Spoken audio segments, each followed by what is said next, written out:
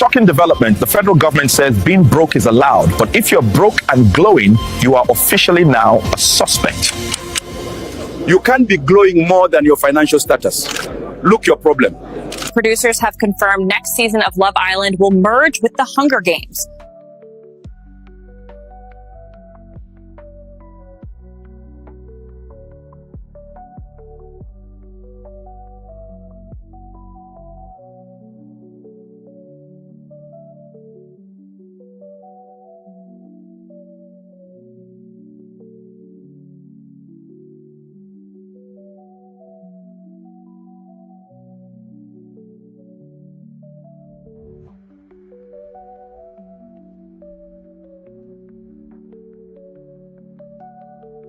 CBS News. In a shocking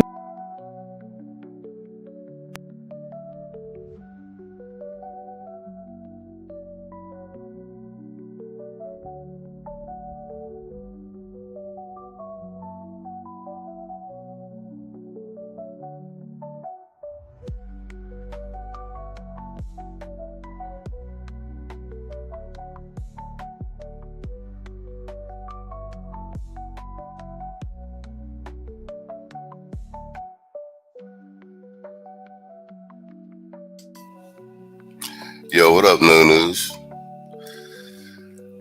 Oh man, my StreamYard was acting up. I restarted my computers and just like let that shit chill. It's still not loading the videos. Yeah, salute to the hacker at the T-app, man. Nah, I just decided, well, screw it. Let me just go on and do one or two stories. I'll do the share screen and see if StreamYard start acting right tomorrow. You see you see me trying to load the video a little bit earlier. It won't play on the screen. StreamYard been screwing me like the last couple days. But let's do a highlight reel from the week with Fox. Let me do an hour and get up out of here. Yeah, I was waiting for StreamYard to act right. I tried to do the show earlier. It was acting funny. Yeah, but I'm glad the T-app got hacked. We actually going to cover that tomorrow on the Sunday show. That the entire industry is having an existential crisis. But what's odd here is they refuse to do the basics to dig themselves out of the hole they're in. Instead, they're digging themselves in deeper. Byron York, who'll join us in a few moments, recently tweeted, "Such an odd time. At precisely the..." Nah, you ain't missed the show. You actually caught me trying to do it. You see, I just bypassed my video jumps. It wasn't see, they're not loading on the screen, but it's letting me do a screen share. So I'm just going to jump right into these couple of stories and call it a night, which we try tomorrow. But I wanted to go on. Moment we learned definitively that the premise of the biggest hysteria of Trump was Trump won, the Trump administration was false. Some of the same people who stoked it are working hard at spinning up a new hysteria for Trump, too. We'll speak with Byron again in moments. Now, one would think that when thousands of documents are declassified regarding the debunked Trump-Russia narrative, that the press and all the elected officials would take these documents seriously. But no, they just pretend that it's all old news and they try to change the subject to an issue they never cared about during Biden's term. He doesn't want us to talk about the Epstein scandal. So he threw up Tulsi Gabbard to bring out this old, unsubstantiated charge against Barack Obama. Oh, see, this is funny. They really thought Trump wasn't going to release nothing with the Epstein files. Yeah, they thought he wasn't going to do anything with it. Mainly because nothing was prosecutable. Pam Bondi didn't have anything that she could actually press charges with. That's part of the running theories. So they tried to use it as political fodder. In the meantime, the DNI investigation was going on at the same time. You know, Trump got everything going on at one time. He's trying to get everything done before the midterms. Everything. So they dropped the Tulsi thing. And while Pam Bondi waiting to while he told Pam Bondi, all right, the MAGA base is upset, they're trying to make hay over this. Release what you can. And in the meantime, what's up with Ghislaine? Somebody go talk to her, see what's up. So you hear what Bull about to say, and now that Ghislaine Maxwell is actually speaking to the prosecutors, because apparently no one ever deposed her. Now that she's actually speaking and may be appearing before Congress, you're going to see the Democrats switch their story. Like, I don't even see why this Epstein thing's a big deal, because all these Democrats are on the list now. Yo, this shit funny. But this is before.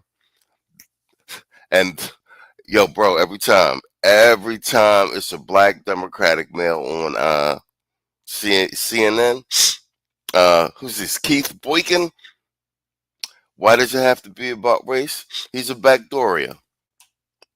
Who was 3 presidents ago. He told us that he knew that Epstein liked women on the younger side, girls on the younger side. You're alleging criminality. If he Go knew. ahead. Say it directly. No, say it so we can all hear it. I'm saying it out loud because I think that's what a lot of people.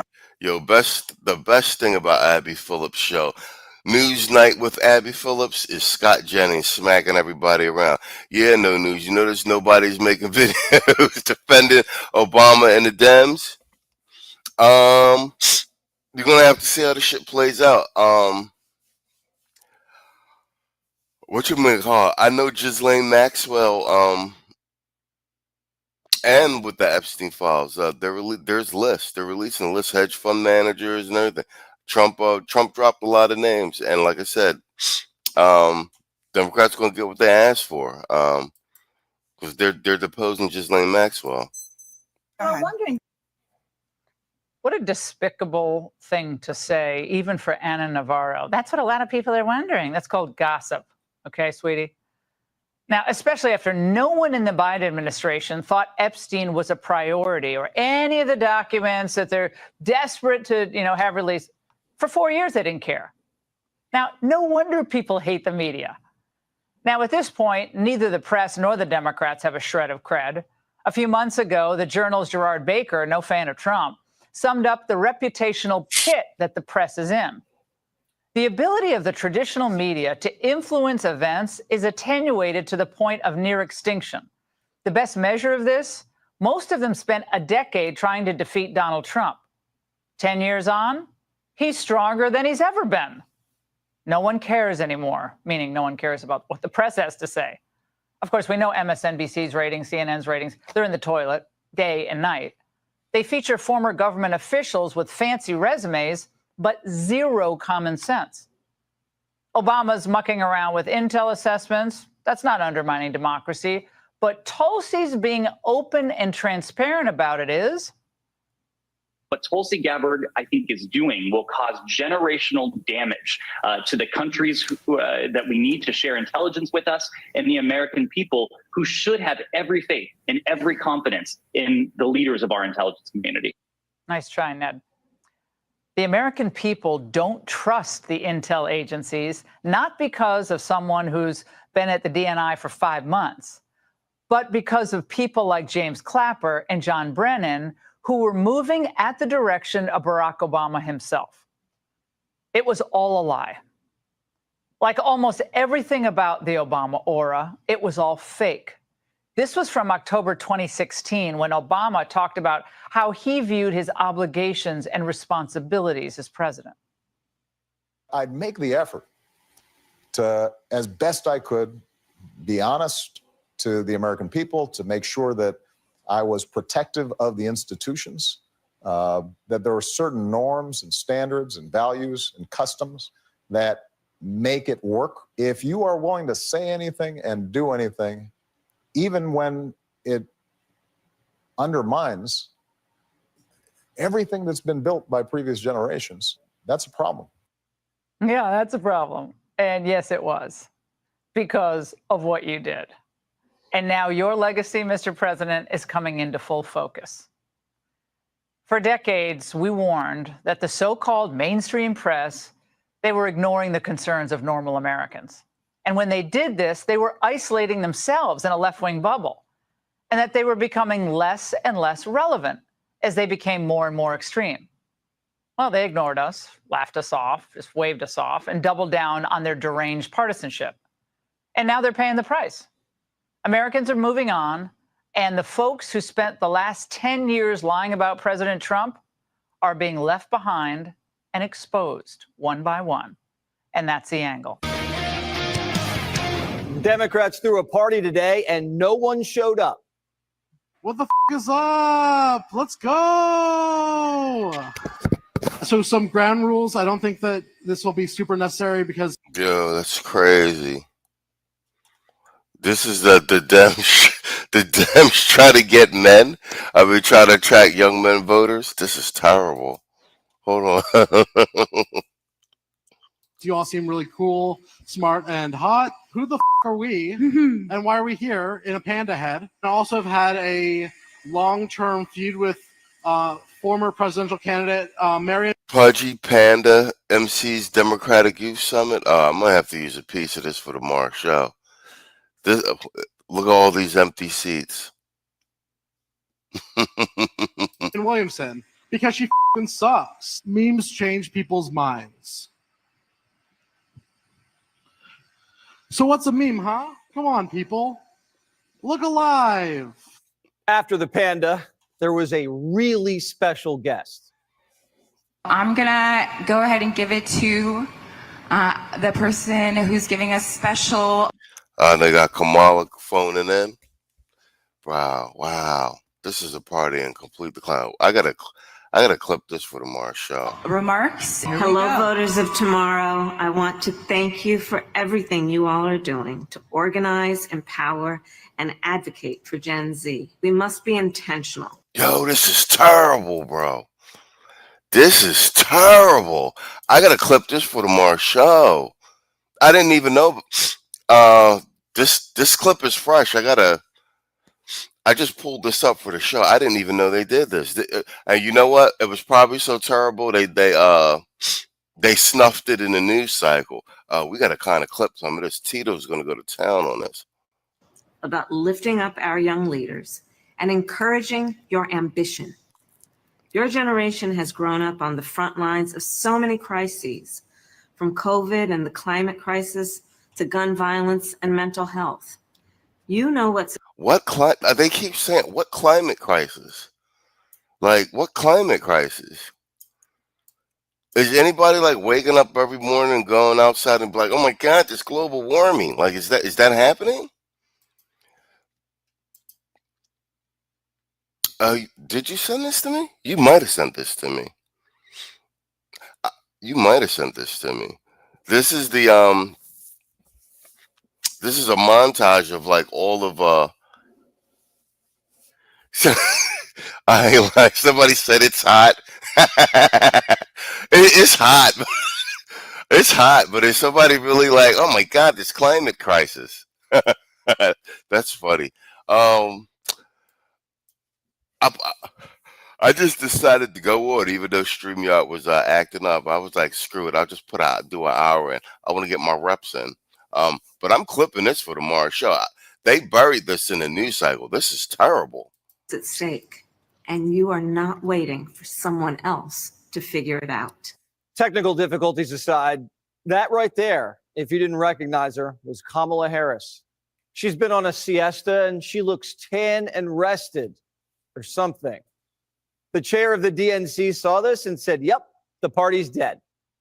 There's no doubt that, we have work to do. When you hit rock bottom. So they did bury it. That's the chair of the DNC. So so they did bury it in a news cycle. There's only one direction to go, and that's up. And that's what we're doing. The chair of the party just said Democrats are at rock bottom. At least he's honest. Where are all the great Democrats fighting for democracy? I thought democracy was under attack. Tampon can't party. He's been goofing off in the wilderness in a bathing suit. Hips don't lie. Hakeem never looks like he's having any fun. And he talks like he's playing Lincoln Logs with words. Kami Mandami got everybody excited, but then he flew back to Africa and we started looking at government-run grocery stores and all the shelves were empty. Can't have a party without food. Are there any Democrats man enough to lead? My biggest problem with Democrats is it's like everything they're saying now, you should have been saying 2-3 years ago. Like we've been saying Democrats was cowards. So yes, y'all should have been toughened up. The only guy who knows how to party's Hunter, but he's talked so much trash that Chuck Todd wants him off the invite list. I have a real problem with the folks that are booking him. If you've chosen to book Hunter Biden, you've chosen to book spectacle. I don't like it when politicians use the media or campaigns or voters for their own therapy. I think people should use therapy when they need it. I have in the past. I'm a huge advocate of it. But let's not do it in public. Try to deal with your issues amongst yourself. And with Obama on the ropes and the big guy's ghostwriter working on his memoirs, that means Mamala's in charge. Carville says maybe the third time's a charm. Do you really think you should run another woman? You guys are 0-2 with women. I don't know. Democratic voters are going to decide that. I don't think a person's gender, we're going to nominate women going forward, and as we well should. All right. I don't have anything, but what I want, if it's a male or a female, I want them to be able to talk about things and communicate in a very direct way. Carville called this party a cracked out clown car. And just because you're loud doesn't mean it's a good time. The squad's on the front lawn trying to get people to look. This is all for you.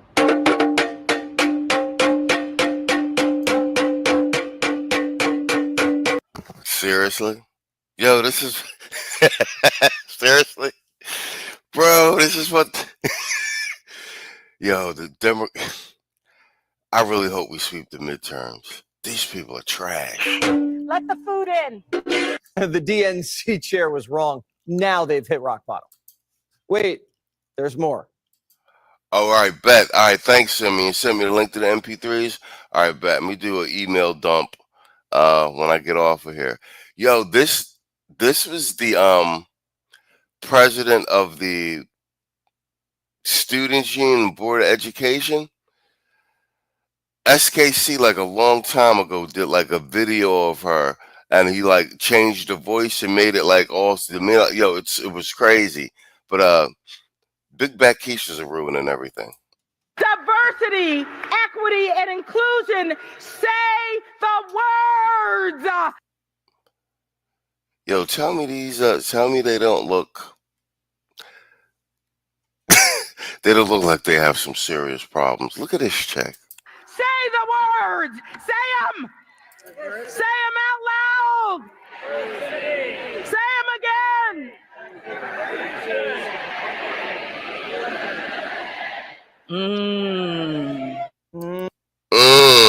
Yeah, they gotta go. Pookie Radio show says, so Hunter Biden is a full-blown crackhead and is now a politician? Yeah, proximity. Let me see what's going on in the chat. All right, y'all slid up in here. I just had to get a rep in. He said, this is what $20 million gets you. They couldn't even get any of they couldn't even get to any of it. Exactly.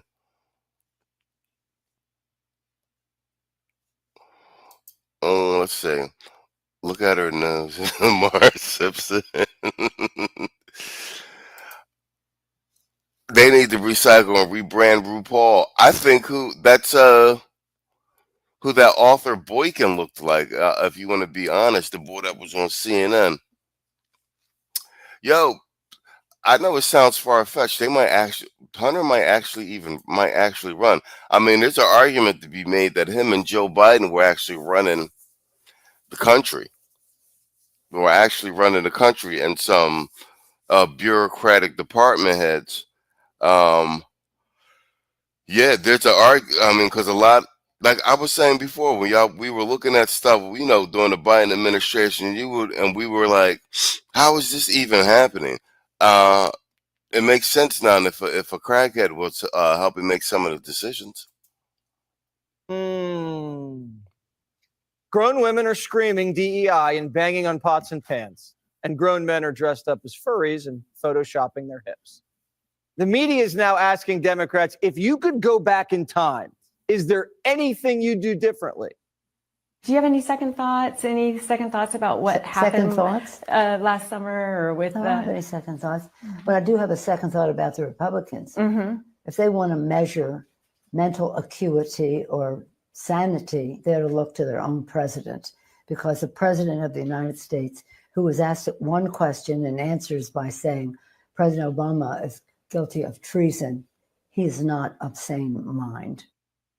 Nancy does not look well, which is weird because her portfolio was up 54% last year. Beat all the top hedge funds on Wall Street. Why the long face, Nance? Her adopted son, Gavin Newsom, the grape grower, keeps telling us how scared he is. Why is Gavin always so scared? Do you think he's going to try and stay in power? When people beyond his town? close to Donald Trump, when people close to Donald Trump send the governor of California a hat that says Trump 2028, they're not being around. Now, if I were a Democrat, all I would be talking about is Epstein, because you don't have anything to say about anything. But Democrats better be careful what they wish for. People should really focus on how well the country's doing, or they should focus on the fact that Barack Hussein Obama led a coup. I have nothing to do with the guy. You ought to be speaking about Bill Clinton, who went to the island 28 times. I never went to the island. Democrats predicted. There he goes. Yeah, I never went to the island. Yeah, Trump's not worried about that shit. He was like, "Yeah, you got pictures of me at a party with the guy, shaking hands and taking photos. I never went to the island." He said, "Bill Clinton went to the party 28, 24 times." Trump would jack up inflation, cause a recession, a civil war, and World War III. But inflation's tame. The stock market just hit a record high, and we're signing peace and trade deals. Yeah, Nancy always outperforms all the top hedge funds on Wall Street. All that insider trading. We had the best 6 months ever.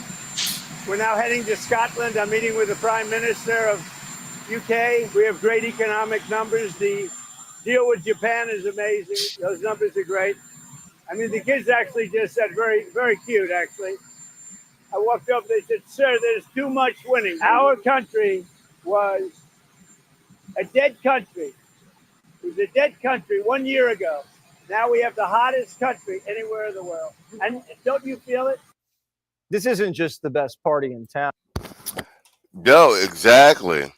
Question says, can you imagine these tools trying to go up against Iran, Gaza, and the Houthis, China, Russia, Ukraine, and parts of Africa? Bro, we would be so screwed right now. Like, you guys, I mean, the money's starting to come in, the economy's starting to loosen up. But we were jammed up ridiculous toward the end of the Biden joint, man. Can you imagine if Kamala had got back in, though? It'd be terrible over here. And this Israel-Iran thing would be out of control. There's no way she would have been able to pull off that military operation that Trump pulled off. We'd still be sending money to Iran and whatnot, and they still be threatening us, China be smacking us around. With Trump, we might be leaving with a goodie bag. We have so much money coming in. We're thinking about a little rebate, but the big thing we want to do is pay down debt. But we're thinking about a rebate. That's a very good question. You just made a lot of news. We're thinking about a rebate because we have so much money coming in from tariffs that a little rebate for people of a certain income level might be very nice. Tariff stimmies. Now, when he signs his name on those checks and mails them out, even Democrats are going to be begging for a third term. And welcome to this special edition of Hannity, The Anatomy of a Hoax. Tonight, the floodgates are open and the evidence continues to pour in.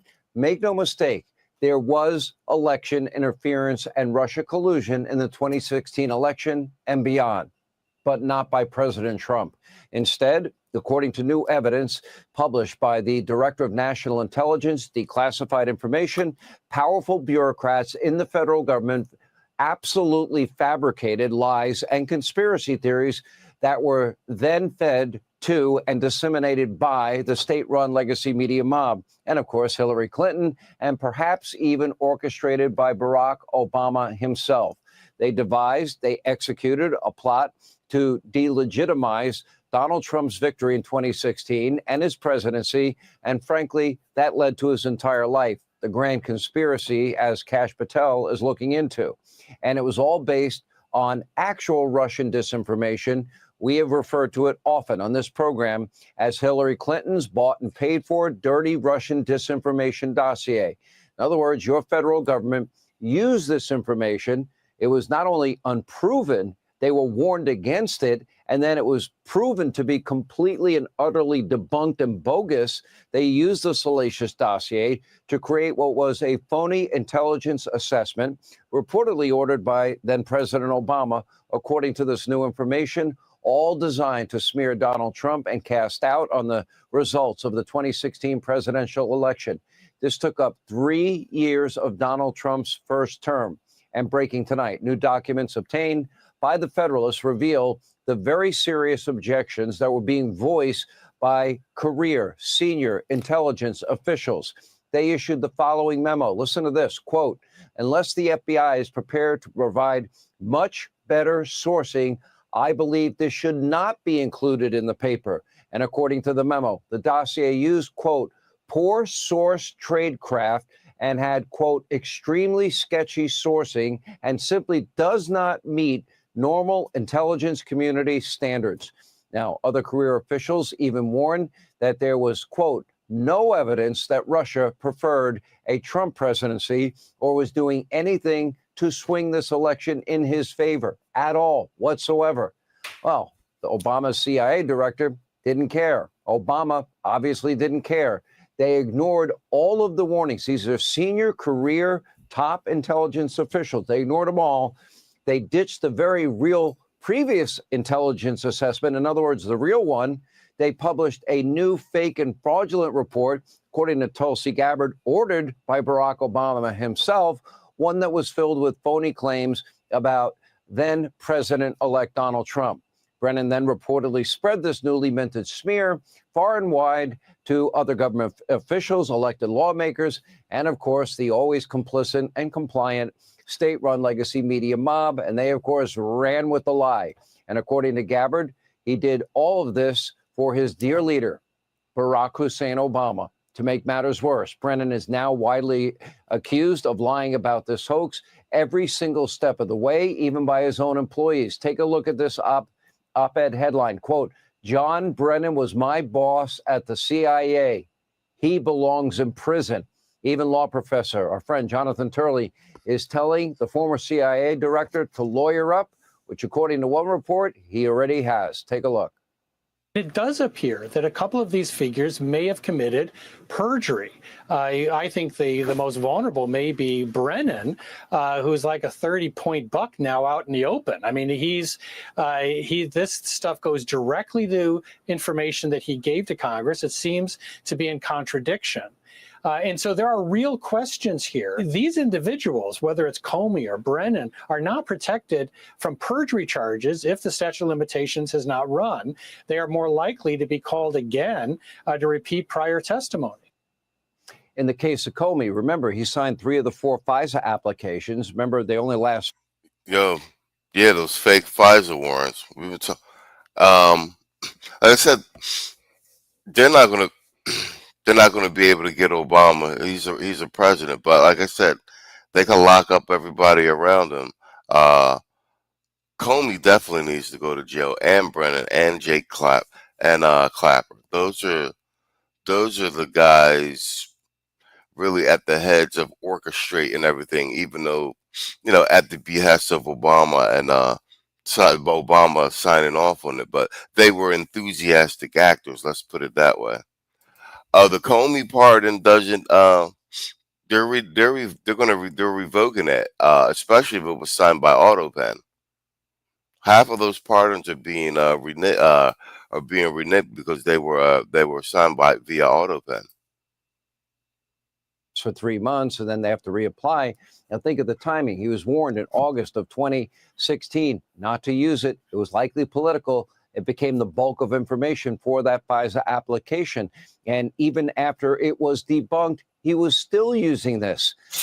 When they find out information is false that you present before a FISA court as a matter of law, you are supposed to go back to the judge and say, well, we found new information. This information is not true.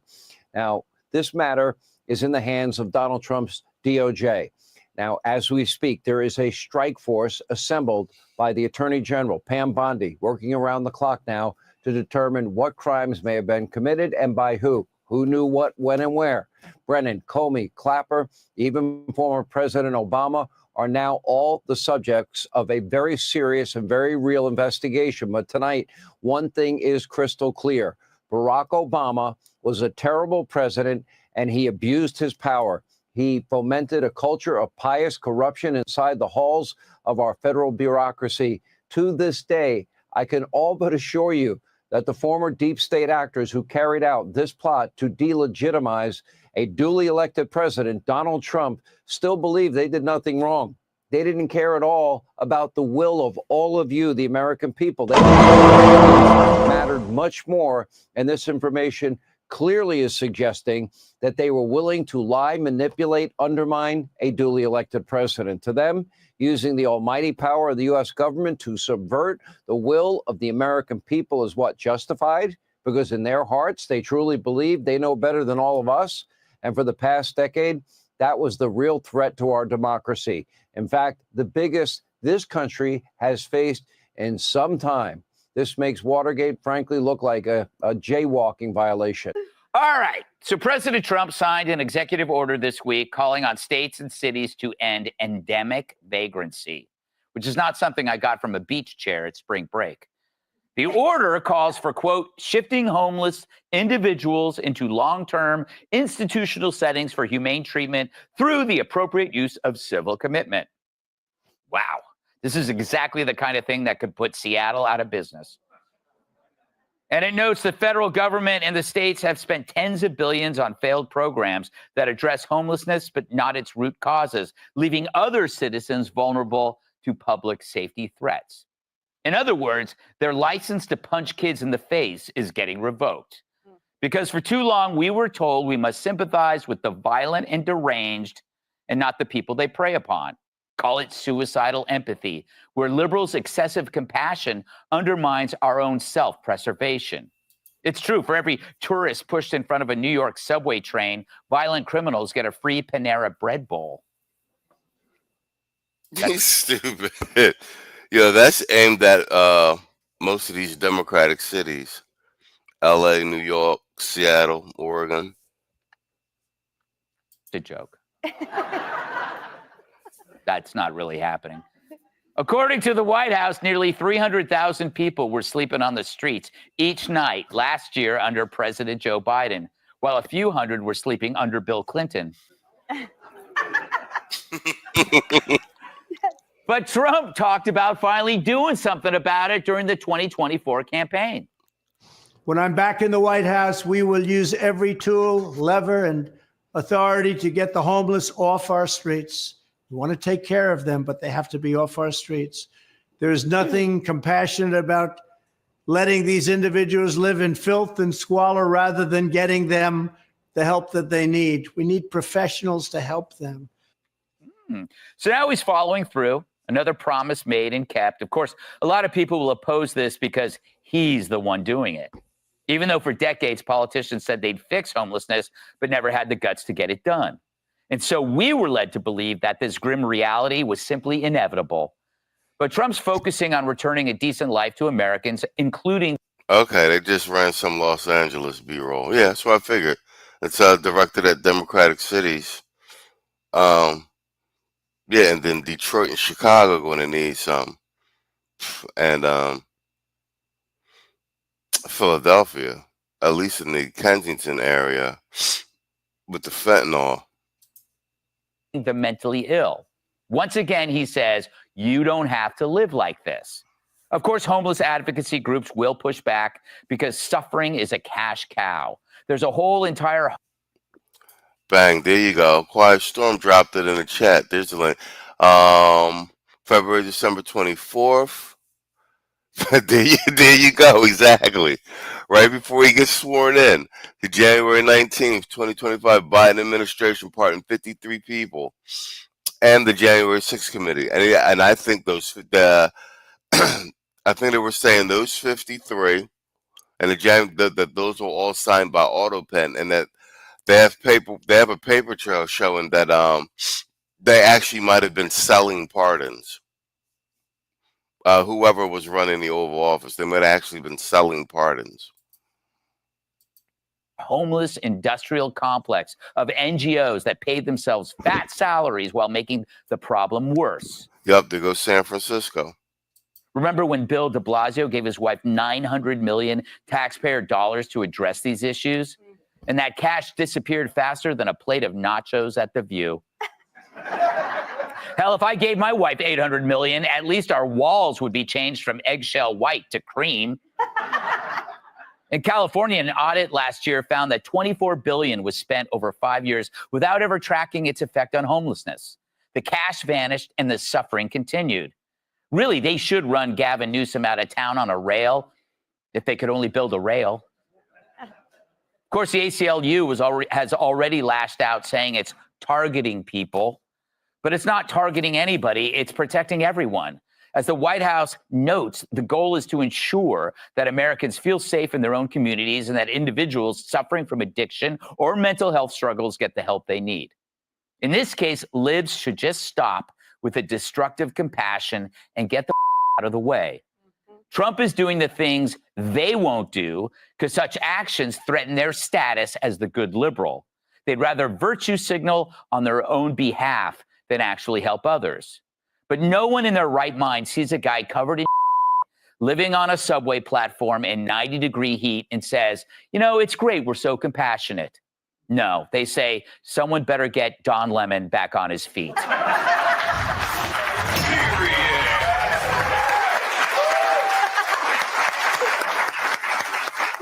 Walter, you spend a lot of time outdoors. You almost have like that homeless tan that we see in the Lower East Side. Why is the left happy with the status quo and expect us to be happy with it? It's like we're supposed to just look at homelessness as part of the fabric of living in a city. Well, because the only reason to vote for the left is guilt and sadness. And homeless people out on the street promote a feeling of guilt and sadness. This is going to be very see, for me, who lived for a while when there weren't homeless all over the streets, it'll just be a return to normal. Yes. But young people are going to go, where did they go? Yes. These people I got used to, these people that were everywhere are suddenly gone. And what's going to happen is MSNBC is going to say Trump is killing them. Right. Yeah, he's right. People are going to say Trump's killing them. They are going to say that. I remember all the homeless disappeared in New York under Rudy Giuliani, and we were all like that. Where did all those homeless go? Quiet Storm says, of the $24 billion, you know, a bulk of that went to Pelosi, Maxine Waters, Newsom, Kamala Harris, and Karen Bass. Yeah, that's bro, this whole sanctuary city thing, yeah, they're money laundering and stuff in slush funds because you're like, why, especially old boy in Chicago and Karen Bass, like, these people can't be that stupid. They're getting their cut. It's in some sort of slush fund or offshore account because their career in politics is pretty much over after this. So they're just like, screw it. I'll take all the heat. And they've got a hell of a nest egg. I mean, that's my theory. And they're going to be prey to every rumor. But the thing I've never understood about homelessness is, you know, we don't want them living outside. Yeah. But we can't put them inside. And those are the only two sides. Yes. I mean, we could do like a carport thing where there's a roof, but it's still outside. It just seems like a problem no one ever wanted to solve because they were making too much money off it. And the drug dealers are going to hate it because now they're going to have to like smuggle the drugs into a facility and somehow expect their money's going to come out. Yeah. And, instead of just being able to drive up. That is a great point, though. I didn't think of that, Dagan. It's like, if this actually works, a lot of people have grown up with this problem. And what if it just goes away? They are going to think, did aliens come and take away our homeless? No, because they don't even, it's not a problem for them because they don't see it. Mm-hmm. I do want to be serious about this. Yeah. So you said they don't even have a grasp of the problem. So we all who experience this know that a large portion of the homeless are seriously mentally ill. Mm-hmm. But advocacy groups will tell you they don't even know the percentage. It's anywhere from 20% to 76% of homeless are seriously mentally ill. Well, that's not narrow.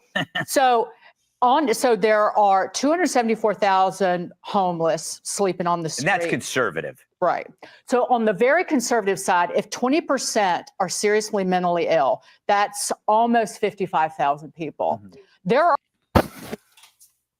It's crazy that they're talking about this homeless shit like it can't be solved. While at the meantime, they're bringing in millions of migrants and illegal immigrants who are technically homeless because they're not from this country. And they're putting them up.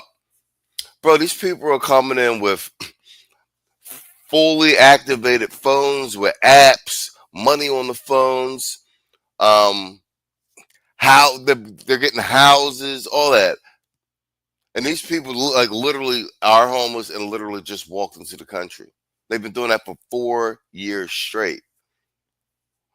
And then with the people actually homeless here on the streets, a lot of which are veterans.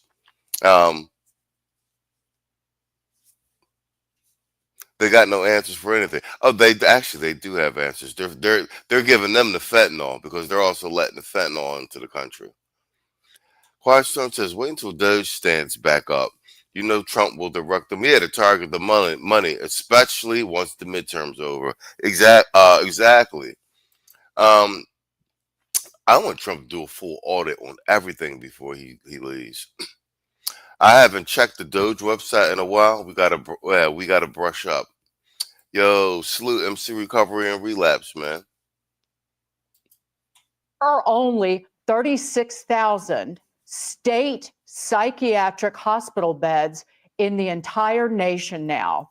It is a record low. And more than half of them are taken up with people who are committed through the legal system. They're criminals. Yeah. And they've been committed to these hospitals. There's nowhere to put them because of a deinstitutionalization movement that has been going on since JFK was the president of the United States. So compassion has led to people who need treatment in a hospital living on the street. So you've always said, put the problem at the doorstep of these liberal snots and snobs, but you need to take the problem a little bit further and put it in the middle of their kitchen. Mm-hmm. Like at a bare minimum, somebody. Well, MC Recovery and Relapse says homelessness in LA, Watts is down out of all the LA counties. No news. Bro, people are showing up in Seattle on buses. Seattle City Hall had homeless sleep on the front door. That shit crazy. Machismo. They are literally going to car dealerships with cashier checks to buy cars. No driver's license, no insurance, and can't speak English. They skip the line at the DMV to get IDs. Bro, like I said, this is a funded invasion, bro. It's a funded invasion, and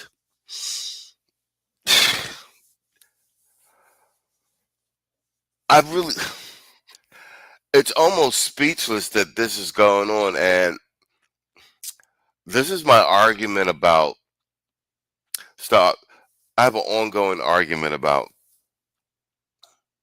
how the American populace is like the only armed populace in the world. And we always are looking at like, man, with all this crazy feminist stuff and all of this crazy, like, gender affirming care and all that. And we think, I'm of the opinion, and we've hashed this out, that we think that it's about empowering women. It's not. It's a huge social engineering site for weaker men, because there's no way there's no way the men we grew up around, the testosterone levels were higher, like the social norms. Like, there's no way this could have happened like 10, 15 years ago. Like, there'd be mass havoc. You know what I mean? They've bred and engineered a more softer, docile man over here, and that's why they hate the manosphere content, and they hate, Andrew Tate being like a poster child for, like, some of those over what are quoted as overly masculine talking points. But when you think about it, it's really not. It's just kickboxing, smoking cigars, and banging chicks, which is like 60s, 70s, 80s, man. Like, do you understand what I'm saying?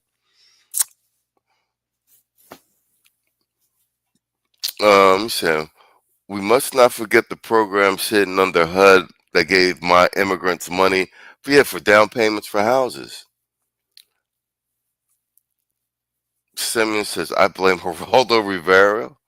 His sensational expose on mental institutions in the 70s forced the closing of hundreds of crazy houses across America. All right, bet. All right, we starting to get a full house. Okay, let's go. One of these people who's on an airplane, who's like pacing up and down the aisle, who's like, I'm the realest person north of the Mississippi. I need to get down and get my charger so I can plug my phone in because Jesus Christ and my boss are trying to text me because I'm a record producer and Kanye is trying to get me on the horn and in the studio. Put that dude in the kitchen, or a version of him, of every liberal who is in a position of power. This problem would be cleared up like that. Yeah, there you go. Fly him. Send him to, where did we send the homeless? We sent illegal immigrants? Martha's Vineyard. That would be nice. So, do you have a homeless problem where you live in Jersey? Oh, yeah. I saw this dude today, yesterday. Homeless dude. I was like, I just seen him across town. How the hell you get all the way over here? I know his feet are burning. It's absolutely crazy. We do have a little bit. It's not as bad as California, But I saw somebody the other day, they were complaining about Trump and what he's trying to do. And I'm like, yo, are y'all really complaining he's trying to solve a problem? It's like, y'all acting like he cheated on you at a Coldplay concert or something like that. Like, relax, lady. But I do have a solution, and similar to Dagan's. I think every politician should have to live amongst the lowest rung of the society. So imagine Gavin Newsom in a 2x2 cardboard apartment. Yes. With Pissy Pete. And it's his turn to take on the sidewalk. I am sure Gavin Newsom would find a solution to homelessness. That is the solution to the problem. And they don't call him Pissy Pete because he's unhappy. Emily, how hard is this going to be to pull off? So he has this EO. Are they going to do what they did with the illegal immigration, which all these local judges are they going to throw to gum up the works? Yeah, throw just like the homeless do. Yeah. I think the biggest problem with this that I see too is how revealing all of this resistance is. Because what argument are they going to make, I'm curious, as they resist this? Calling that homeless population unhoused did nothing. Right. Throwing $24 billion at the problem in California did nothing. Seattle spends $1 million per homeless person per year, and it has done nothing. Just like the education program, just like the education system, school districts. I know Philadelphia and a couple others. The most expensive money per student, and the kids are reading at fourth grade level, bro. It's all legalized money laundering. All this money getting funneled through non-profit. Yo, I'm hoping Doge closes all these loops, and I'm glad they're breaking up the Department of Education. And they might as well just redo this whole homeless situation anyway. I mean, the bottom line is you can't have all these. I know we had homelessness like back then, but it was you can't have it where it's almost like invasion level status, like where you got zombies walking around uh, in the financial districts and stuff like that. I think even my theory about what happened in California with the homeless outbreak, how it was just rampant everywhere to the point where they had poop apps where you could track where all the poop was, and they had people camping out, setting up tents in Beverly Hills and stuff like that. That and you've had that mass migration of Californians moving to Texas and Florida and places like that. I think that was a huge land and property grab. Get people to sell their high-end real estate, and the Silicon Valley and BlackRock's been buying it up. That's my firm opinion. That Newsom got his cut and whatnot, and they just let it spread to get people to give up a lot of this property, and they got bought up by the tech billionaires in Silicon Valley and BlackRock. That's my story, and I'm sticking to it. MC Recovery and Relapse, $5 super chat. He said, now LA Homeless Services Authority, LAHSA, is being moved to the back and now making another agency. They fuck up the budget. Now prop is substances. I think we'll see how it goes after the midterms. I think Trump's going to take he already is taking an aggressive stance with most of these sanctuary cities, cutting off the money. They're in the middle of lawsuits now. We're gonna have to see how this plays out because you still they're all hiding behind states' rights. Do you know what I mean? And being their right to run their state into the ground. Man, fuck all you hoes. Fuck you and your mammy and your granny too. Fuck all you hoes. I'm sick of this shit. Fuck all you hoes. Fuck all you. Don't give a damn, bitch, what you wanna do. Fuck all you hoes.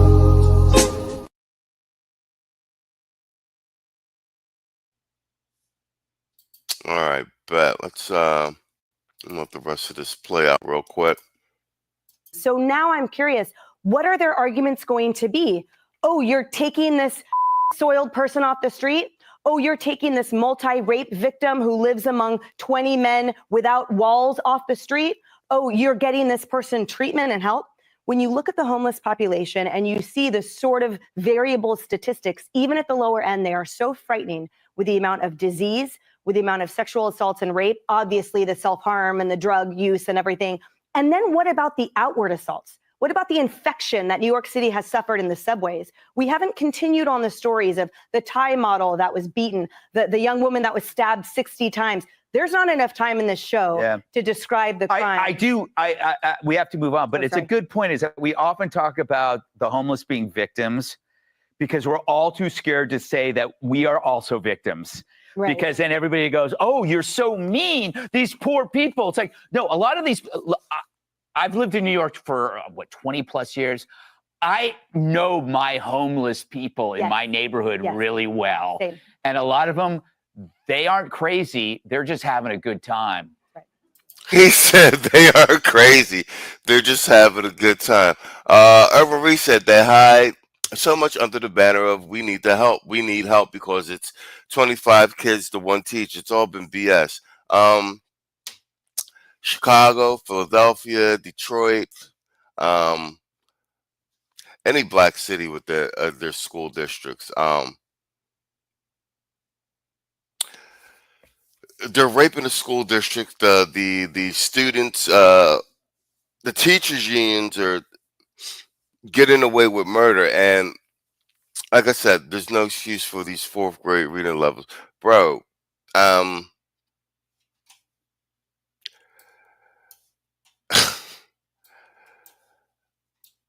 Doge was heavily needed. I really don't think we could have survived another 4 years of the Democrats. Just in its entirety. I don't think the country would have survived another 4 years. I think that's how thin of a margin we were on. Uh, Quietstorm says BlackRock owns more than 40% of the non-commercial real estate in California, and that number is quietly growing. Yeah, that's why I said yeah. Um, and now Amazon's buying up a tremendous amount of real estate, and Amazon's building those ready-made Amazon homes, which actually, by the way, they actually had built some in the neighborhood I lived in Philly. Some joints were actually kind of nice. I ain't even gonna hold you. The Amazon homes were nice, bro. Everything all ready to go and everything in it. I knew some chick in one of them joints. They were nice. Um, Ray Hama says, Machismo to you. Surprised y'all know Hotep Jesus. Yeah, I used to watch Hotep Jesus a lot. I used to watch him. He's funny. And he had like those two tech companies. MC Recovery and Relapse says, I work in LA County Department of Mental Health for 8.5 years now. You can see the data on LASA website, shady numbers. I believe you.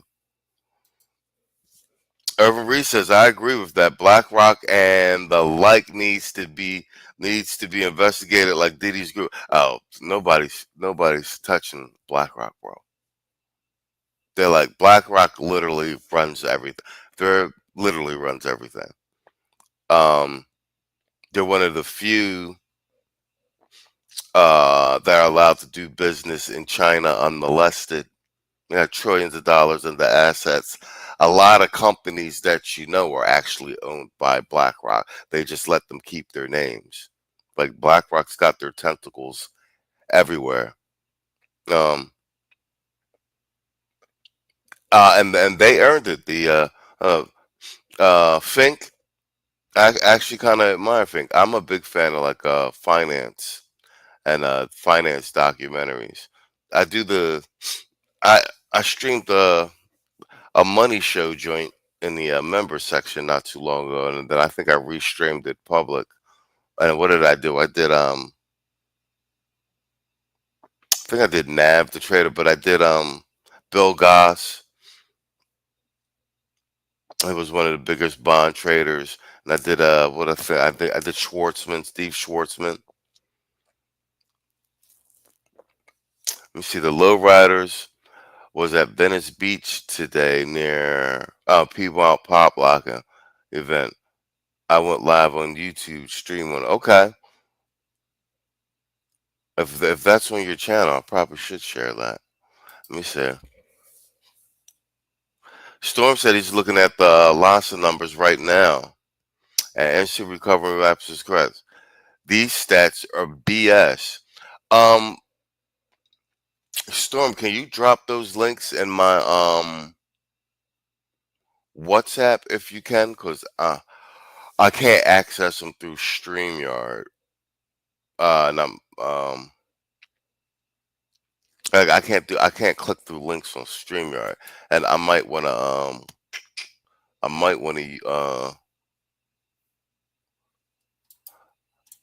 to use some of those.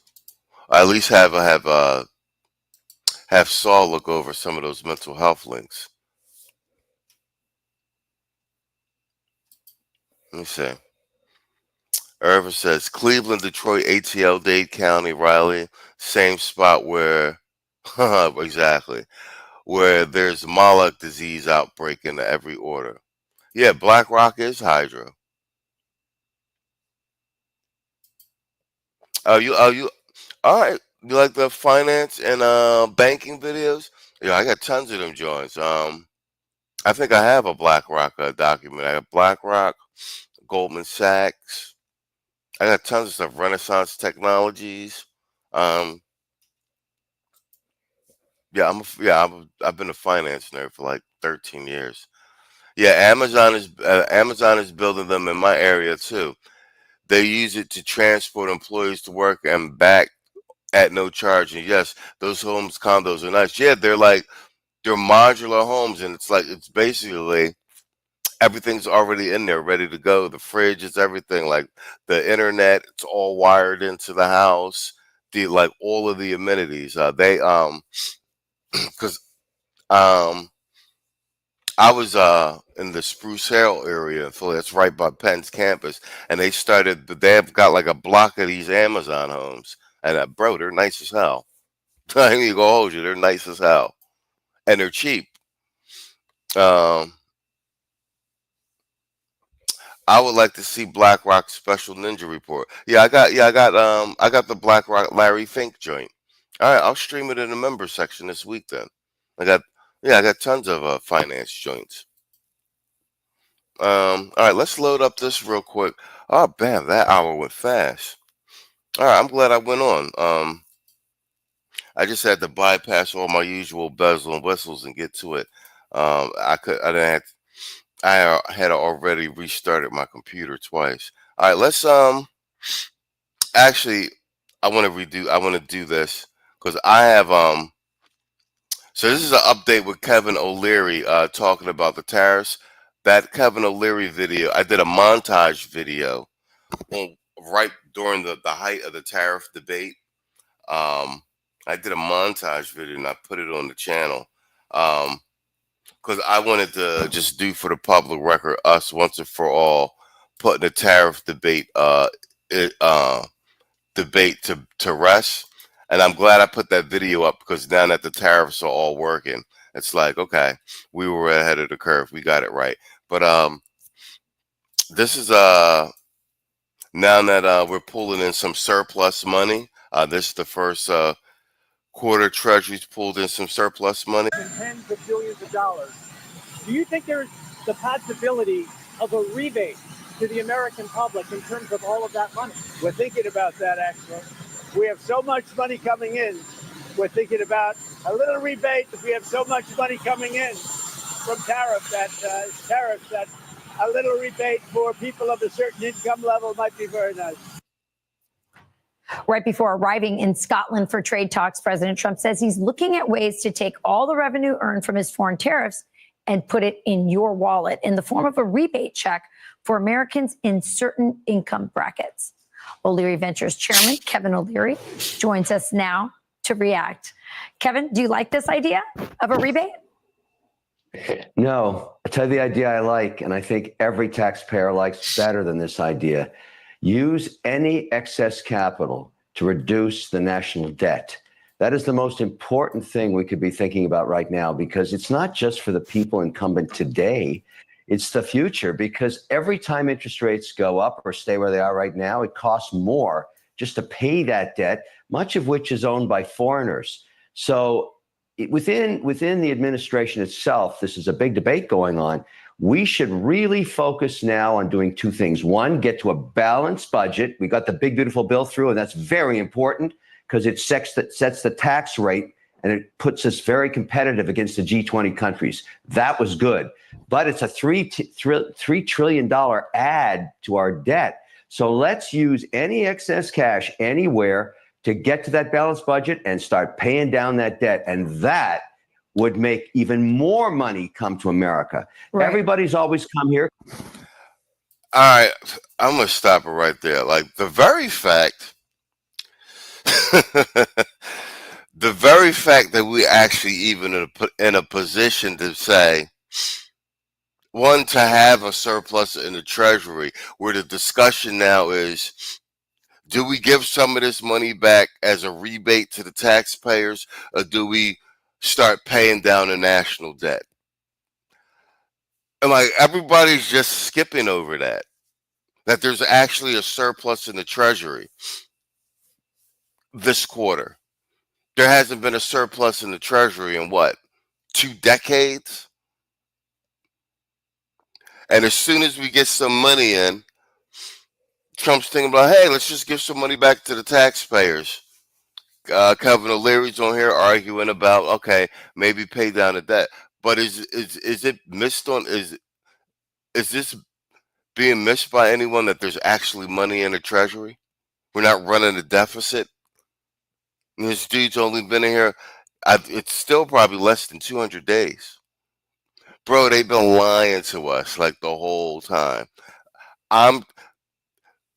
The economy is fucked up, everything, the homeless, everything. Everything that you see fucked up in the country is on purpose. There's more than enough money to fix everything. But they need everything broke so that they can keep funneling money into programs that are not going to work so that they can put the money in offshore accounts. It's all been a lie. How is this man able to fix, who's not even a politician, able to fix everything in less than 200 days? Yo, they've been lying the whole time, bro. MC Recover and Relapse, a $2 super chat. He said a lot of my recovery friends work at LASA. Yeah, if Storm drops me them links, I actually want to send the LASA links to Saul, so he could take a look at those. Yeah, and did No News say something? Man, fuck all you hoes. Fuck you and your mammy and your granny too. Man, fuck all you hoes. I'm sick of this shit. Fuck all you hoes. Man, fuck all you. Don't give a damn, bitch, what you wanna do. Man, fuck all you hoes. Somebody asked for an Ultima drop. I can't go slow, bitch. My AC don't work.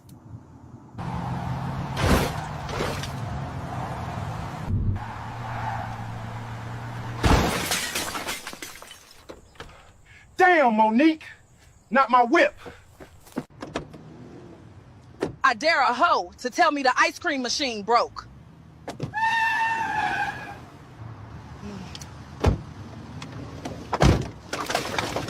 Damn, this shit good. This what Quandale said to cool it off with.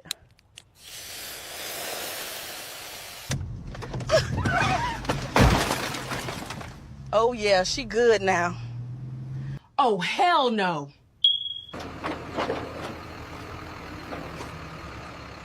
Gotcha, bitch. You better drop my car, dead ass. I will cut you. I'm about to do something.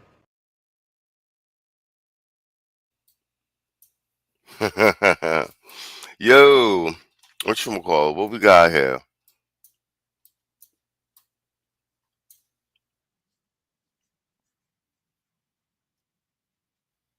All right, bet. Yo, is that Saul in the building? Yo, what up, Saul? Y'all creeping in here all late in the evening. All right, I'm glad I went on. Yo, bro, yo, guys, you got Saul in the building. We got more pricey games coming up in the second half of the show. Don't go away, folks.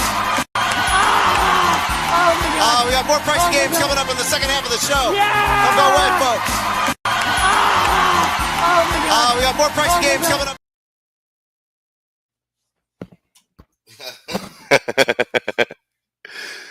Oh man, yo, what up, Detroit 313? Detroit with the crypto too. I gave you the crypto. We got more pricey games coming up in the second half of the show. Don't go away, folks. We got more pricey games coming up in the second half of the show. Don't go away, folks. We got more pricey games coming up. All right, bet. Let's go. All right, y'all done. All right, we almost got a full house. All right, I guess. All right, we got a ball game. Let's go.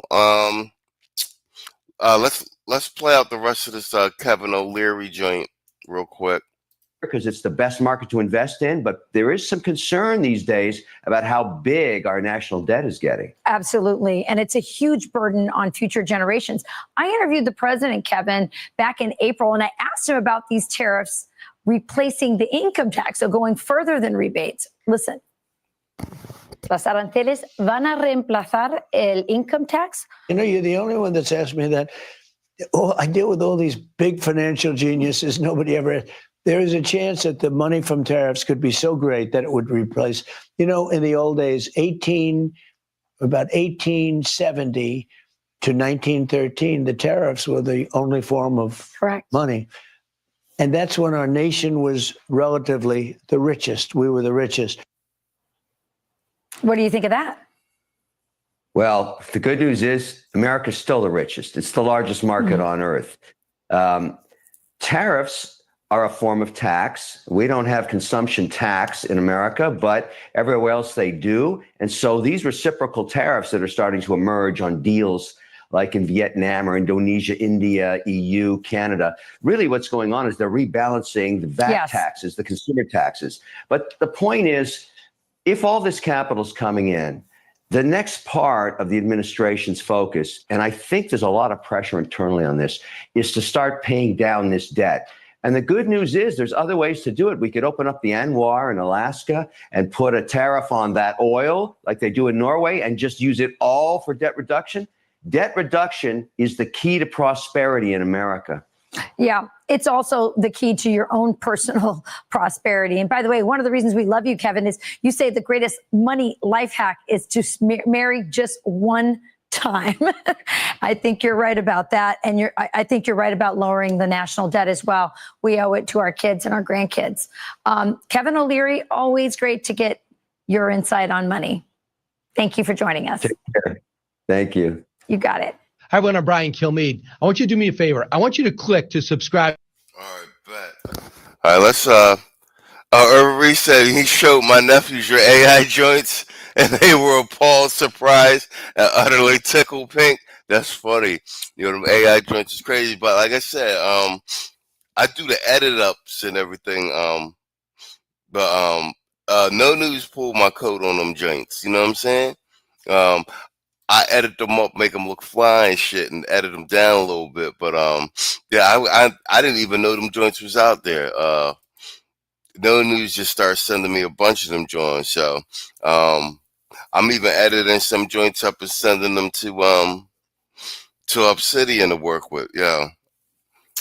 Quiet Storm, I still haven't received my state income tax refund, and it's August. That's crazy. Well, California doing y'all dirty, kids. MC Recovering Relapse says, I just came back from Venice Beach 2 hours ago. Muscle pop locking and bike riding at 61 years old. Damn, you 61 years old, OJ? You look good for 61. I'll be seeing you on your streams. That's crazy. Yo, brothers is aging good, man, but y'all gotta take care of yourself, man. You see, man, you see the legends dropping off. I know Malcolm Jamal Warner was supposedly drowning and shit, but he was in his 50s. Let me see. Irvin Reed with the $5 super chat. He says, "We not late when there's the third shift ride or dies." Hell yeah! I was whatchamacallit? My computer was acting up, and then you saw No News was in here earlier. He seen it wouldn't load the videos, so I was just like, I just wanted to get my reps in. So I was like, I'll just go on for an hour, and then I'll clip it up, chop it up for like some long form videos. But y'all done piled up in here. We got a ball game then. He said, "Feel the magic, hear the roar. Thundercat, stupid. Thundercats are loose. How we see the notifications? Hashtag replay gang. Hell yeah, man. All right, bet.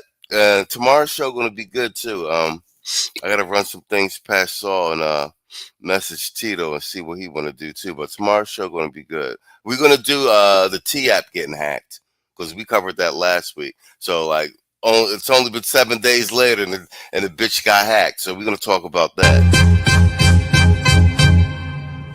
Man, fuck all you hoes. Fuck you and your mammy and your granny too. And fuck all you hoes. I'm sick of this shit. Fuck all you hoes. And fuck all you. Don't give a damn, bitch, what you wanna do. And fuck all you hoes.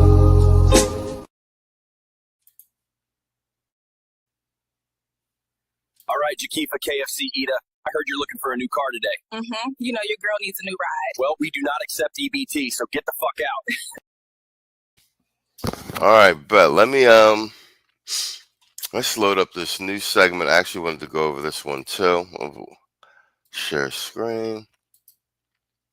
All right, let's do, because this is recent.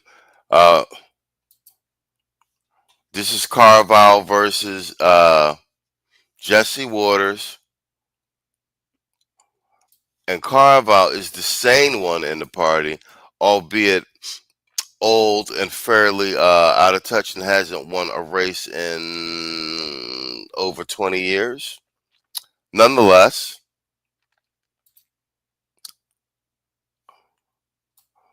this is the best intellectualism and the most sane take going on in the Democratic Party right now. And this is Carval versus my guy Jesse Waters. Well, I'm good. Tell my wife hello because I know she always watches the show. I'm 60 miles east of her. So hi, honey. Okay, well, she's got great taste.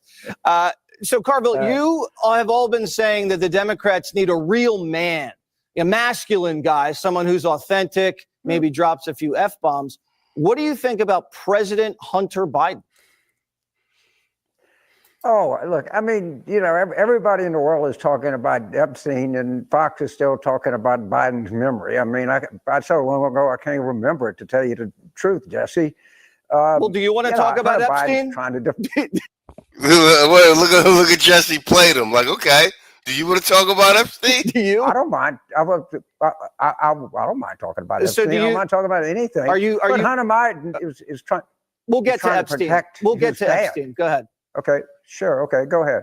You know, I don't take any offense what Hunter said about me. I don't think George Clooney does either. I mean, this guy's emotional. He's hurt for his daddy. I completely understand that. He's in the Irish clan, just like me. I mean, I don't take any offense at what All right. Well, I mean, you guys have been asking for some real man to take this nomination and stick it to the Republicans. What about Gavin Newsom? Is Gavin Newsom man enough to be president?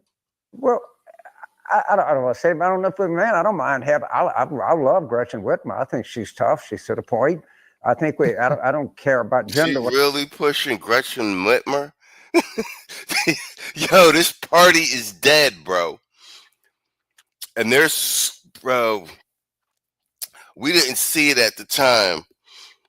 Elon called it. Elon called it before the the November election. But this mass deportation by Trump has really screwed them on this electoral map. Like, we thought,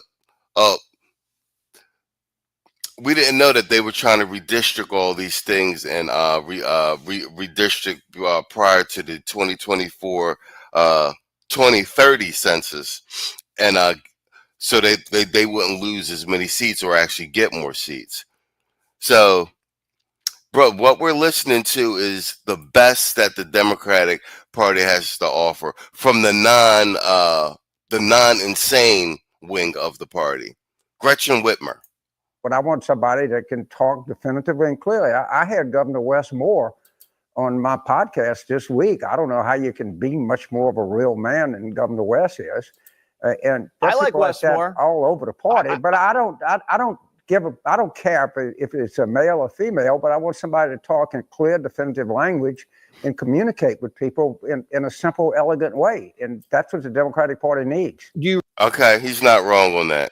He's not wrong on that. They just got nobody, and they got no policy. And I'm starting to be double on that statement about them not having a policy. I've ran this by Saul and I said it out loud. I think on the news desk. I don't know if I said it on the Sunday show. That I'm starting to think that this no policy thing that they have is actually the policy.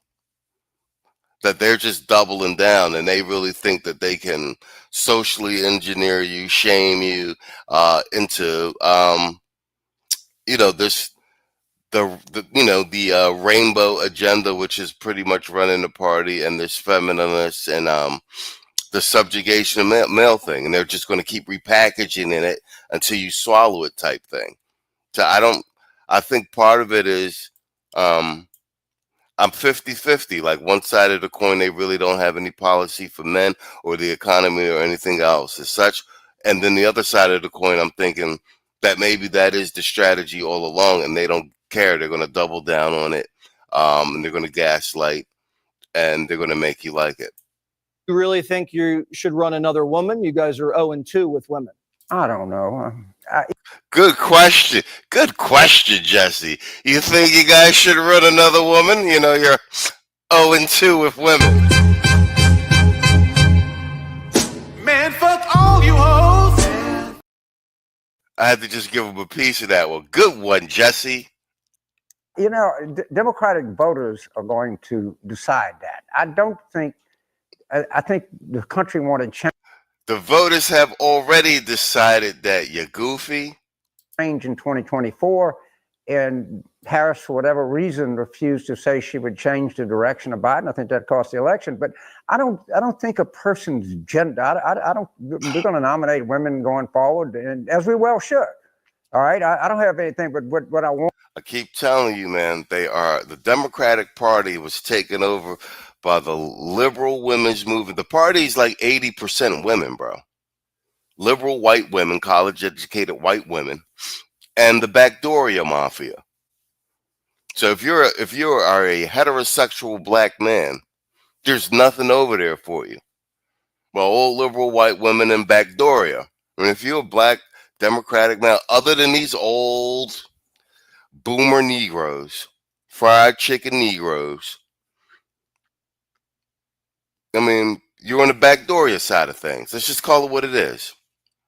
If it's a male or a female, I want them to be able to talk about things and communicate in a very direct way. And we just haven't done that here for a while. No, I agree. I think that's what you need too. Now, because you brought up Epstein, right. I wasn't even going to bring Epstein up, but because you did, you, James Carville, a Clinton guy? Yo, that's why I like James. I mean, Jesse Sharp. Carville came in and tried to throw a joint right at the beginning of the beginning of the interview, and he was like, he tried to throw the Epstein smear at Trump. And he was like, I don't know why everybody's first. It was the Epstein thing. I don't know why everybody's talking about Obama and this about this Obama conspiracy when the Epstein thing's all at the forefront. And Jesse goes, well, you want to talk about Epstein? We can talk about Epstein. And then he tried to pivot. Jesse's bringing it back. Think that the Democrats should be begging for the release of the Epstein files? I don't really know. I don't know what's behind it. Let's watch him be uncomfortable and backpedal through this question. There's all kind of problems. I mean, I'm looking and where this is going, but I don't know what files or what do you the grand jury testimony. I don't know what all of this means, but there's obviously some things here that we don't know. Part of it means Clinton went to the island 24 times, and that's your man. You're the one. You're the one that got Clinton elected. That's your man. That's what it means. I suspect that they'll come out. I don't know what they are, but the story is not going away. That's pretty clear. It's just not going anywhere. But do I know where it is? You were talking about Paramount in how they collapsed. the biggest cavers in the world is Columbia University. They're trying to reinstate the glory days of the Dunning School. I've never seen such cowards in my life. I never say yes. My hat's off to Harvard. At least they have guts. Yeah, so they just settled for Trump for about $200 million, and now they're going to be nice to Jews. That's okay. That's going to be. Well, but what about Colbert? Be nice to everybody, without settling anything. Well, you mentioned Paramount. What about Colbert? You guys are throwing a funeral for a guy. It's one guy lost his job. He's making $20 million a year. Why do Democrats keep talking about this guy? I don't know, and I don't know the economics of it. I know some people, some friends that have something to do with late night TV, and people just don't watch it like they used to. And the media landscape changes. When I grew up, everybody watched the news at 5:30 Central, and who every news anchor was. It all changes, and I don't know if it was driven by anything. It might have been a purely economic decision. I don't know that, to tell you the truth, Jesse. Okay. I know that you guys make a lot of money, and Rupert Murdoch, he's my new hero, man. This guy's got more guts than the entire Democratic Party put together. Bro, Colbert. We were saying it right when Trump got into office, because we were saying about the influence of social media and these conversations we were having, and we were racking up our wins. But bro, in less than 200 days, because Quiet Storm put it in the chat, 187. Trump's been in office 187 days. We are literally watching mainstream media fall apart right in front of our eyes. Every said in my stall voice, this is what's called painted into a political corner while lacking firm gender definitions, while at the same time fun books for kids that neither you nor I can read out loud. Oh, let me see. Yeah, Colbert's cooked just like Joy Reid. Irvin Reed with the $2 super chat. He said, Deacon Saul invitation tax. Hashtag F all you hoes. Man, fuck all you hoes. Fuck you and your mammy and your granny too. Man, fuck all you hoes. I'm sick of this shit. Fuck all you hoes. Man, fuck all you. Don't give a damn, bitch, what you wanna do. Man, fuck all you hoes. In a shocking development, the federal government says being broke is allowed, but if you're broke and glowing, you are officially now a suspect. You can't be glowing more than your financial status. Look your problem.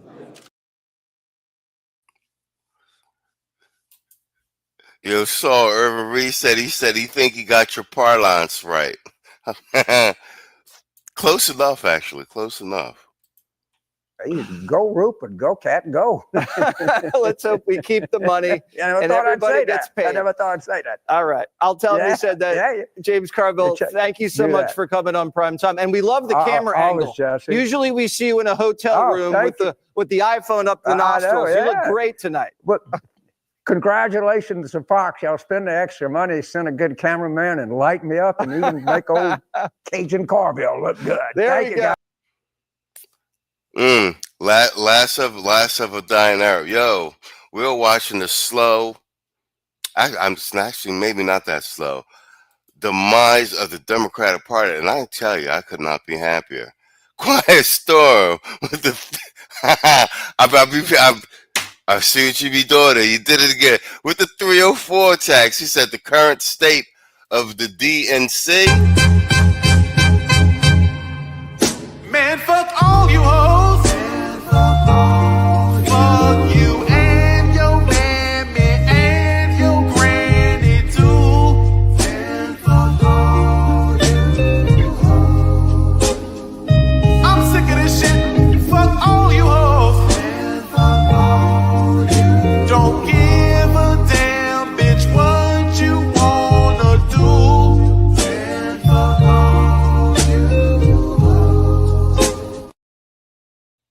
A massive gizzard has buried Kamlambus in 2 feet of dong load. Locals blame the lack of preparation on Mayor Linda P. Slurp. The city of Columbus is reeling today after an unprecedented event. What officials are calling a gizzard has left downtown streets. All right, bet.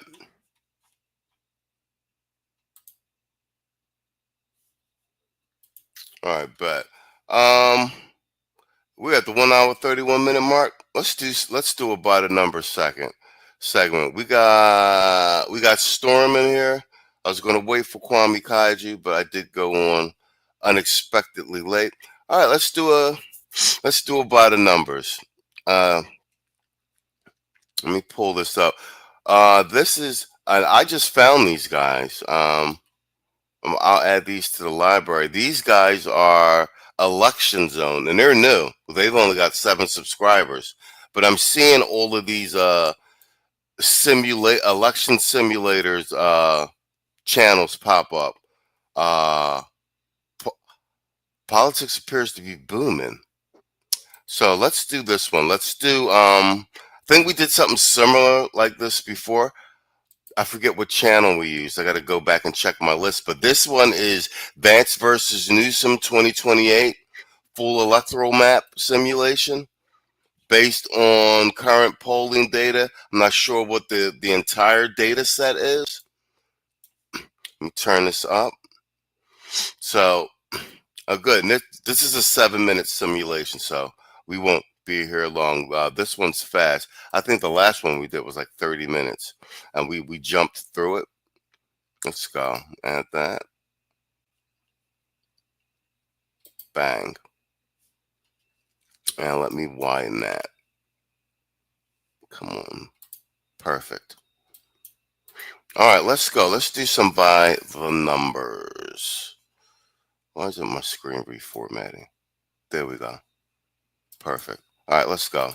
First mock election matchup here on the channel.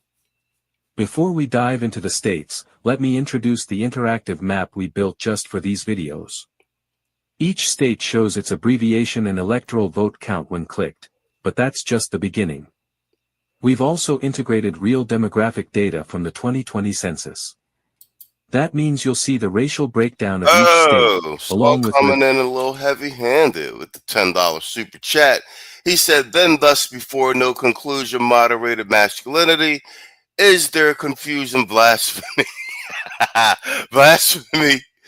They're profuse in colluding with power that be for abusing. Irvin, it's all you. That's more like it. Feel free to copy that parlance. Saul, back in rare form. Yo, I told you they'd be missing the they've been missing the verses, man. Man, fuck all you hoes. Fuck you and your mammy and your granny too. And fuck all you hoes. I'm sick of this shit. Fuck all you hoes. And fuck all you. Don't give a damn, bitch, what you wanna do. And fuck all you hoes.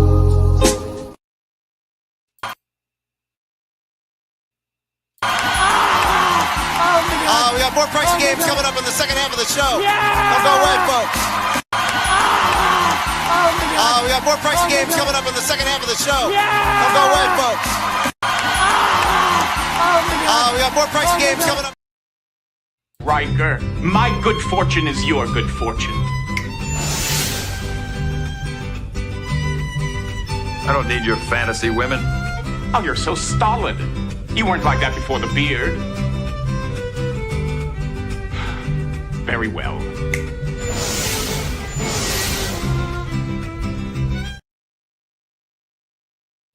All right, let's They go. rank nationally in age, education, and income. Now, let's dive right in this mock election matchup between Vice President J.D. Vance and Governor Gavin Newsom. To start off, I will fill in the safe states and districts for each candidate. The Democrats will easily win, the West Coast states of California, Oregon, Washington, and Colorado. Hawaii, Illinois, then the East Coast states of New York, Vermont, Massachusetts, Connecticut, Rhode Island, Delaware, Maryland, and D.C. That brings the Democrat total up to 176 electoral votes. For the Republicans, their safe states are Alaska, Montana, Idaho, Utah, and Wyoming. The Dakotas, Nebraska at large, Kansas, Oklahoma, and Texas. Iowa, Missouri, Arkansas, and Louisiana. Indiana, Kentucky, Tennessee, Mississippi, and Alabama. Ohio, West Virginia, South Carolina, and Florida. Lastly, Maine's 2nd District and Nebraska's 1st and 3rd Districts. This gives the Republicans a total of 219 electoral votes in safe states. Realized I forgot to add Maine's 1st District is safe for the Dems. Now, for the likely states. Maine at large will go to the Dems also.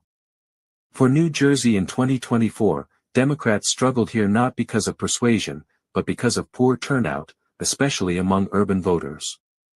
With higher engagement in a high-stakes cycle, Newsom is expected to carry the state by more, returning it to its usual blue lean. I have it as D+8. Like New Jersey, Virginia underperformed for Democrats due to turnout, particularly among young voters and in diverse suburbs. But Trump's moves against federal workers may further alienate Northern Virginia, adding 2 to 3 points to the Democratic edge. I have it as D+7. While still blue, New Mexico has.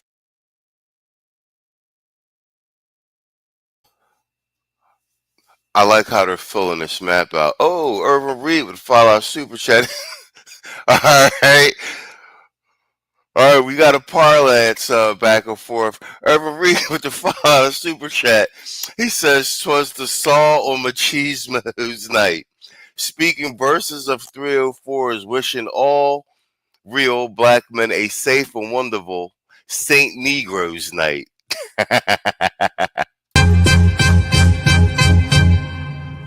Man, fuck all you hoes. Fuck you and your mammy and your granny too.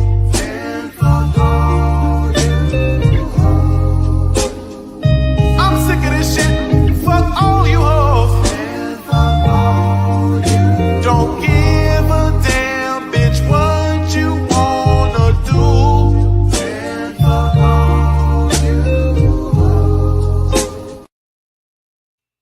On Keisha, this connection is like trash. Fuck out my way, bitch! Oops. Keisha, you still there? I deadass think I hit a pothole. Oh my gosh. Well, that was already, like, that dent though. Oh my God. Did you not see me coming out of the building? I literally had the right of way. Deadass.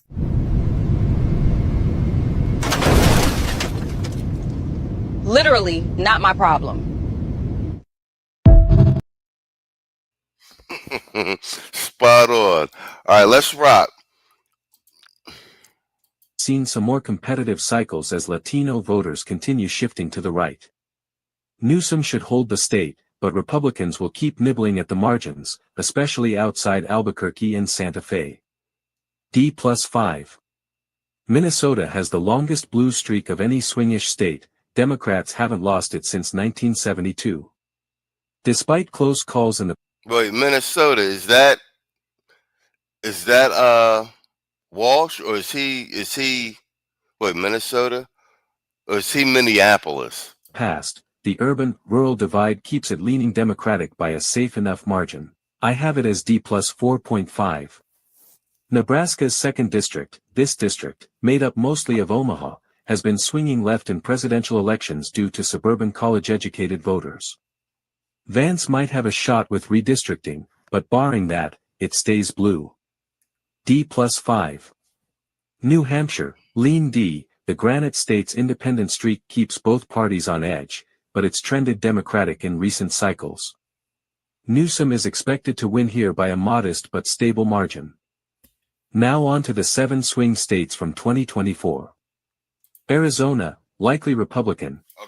All right, let's the swing states are the one that's important. Let's Yo, it's crazy how red the map is, and these fringe, like the coast holding only the coast being blue and a few other little things sways like the entire, not sway, but like they end up with these big portions of these electoral votes, and that's why they was letting in all of these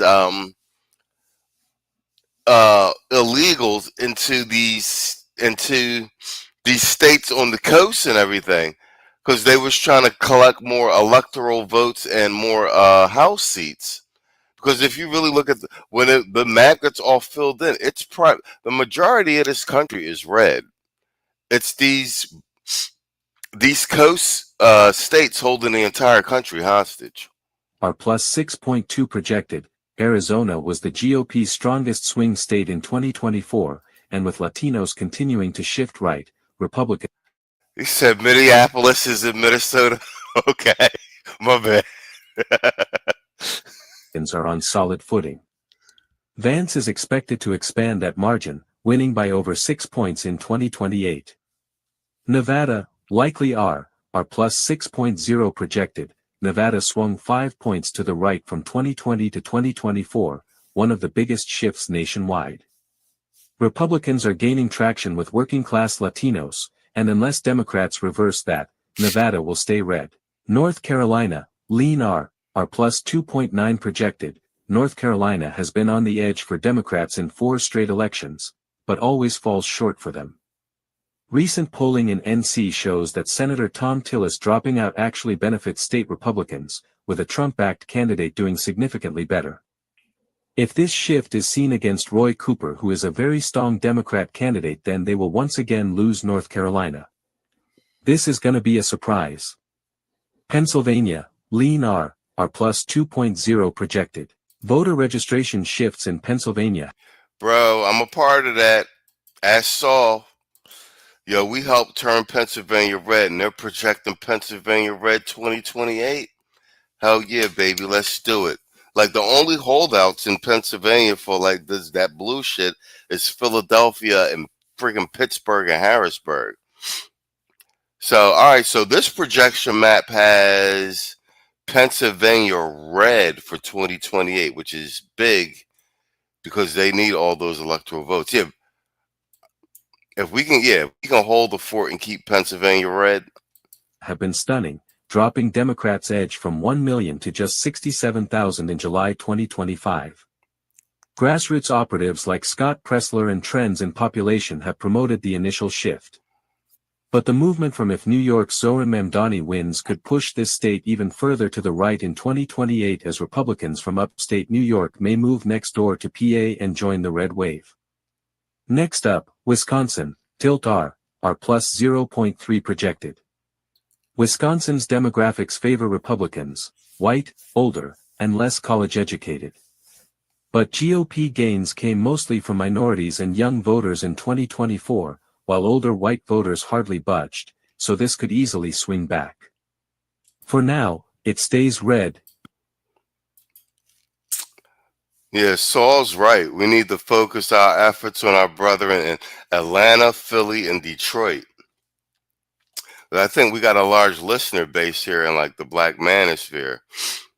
Just these conversations we be having, and that it worked. It worked.